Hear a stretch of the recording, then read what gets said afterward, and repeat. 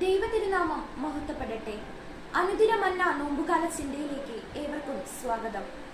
ദൈവത്തോടൊപ്പം ആയിരിക്കാനും ദൈവം നമ്മിലേക്ക് നിക്ഷേപിച്ചിരിക്കുന്ന സാഹോദര്യത്തിന്റെയും മാനുഷികതയുടെയും ഒക്കെ മൂല്യങ്ങളിലേക്ക് ഉറച്ച ബോധ്യത്തോടെ തിരികെ പോകുവാനുമുള്ള ഒരു അവസരമാണ് നോമ്പുകാലം.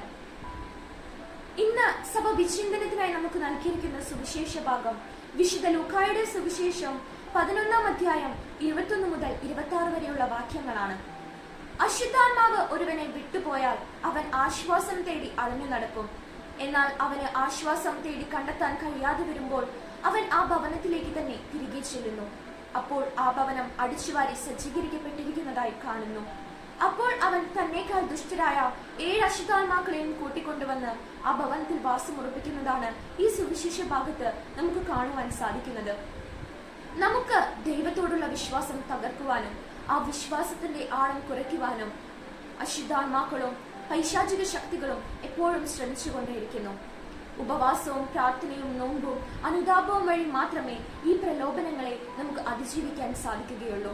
എളിമയോടെ വളരാൻ ഈ നോമ്പുകാലം നാം ഓരോരുത്തരെയും സഹായിക്കട്ടെ. നമ്മെക്കുറിച്ച് എന്നതുപോലെ നമ്മുടെ സഹോദരങ്ങളെ കുറിച്ചും കൂടുതൽ കരുതലുള്ളവരാകാം.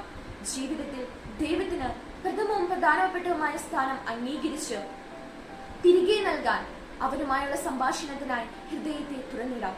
ക്രൂശിതന്റെ പിന്നാലെയുള്ള ജീവിതയാത്രയിൽ ധൈര്യപൂർവ്വം കാൽപ്പാടുകൾ വെക്കാം. വിശുദ്ധിയോടെ ഈ ലോകത്തിൽ ദൈവികാനുഭവത്തിന്റെ പ്രകാശം പരത്തുന്ന ദൈവമക്കളാകാൻ നാം ഏവരെയും ഈ നോമ്പുകാലം സഹായിക്കട്ടെ. നന്ദി.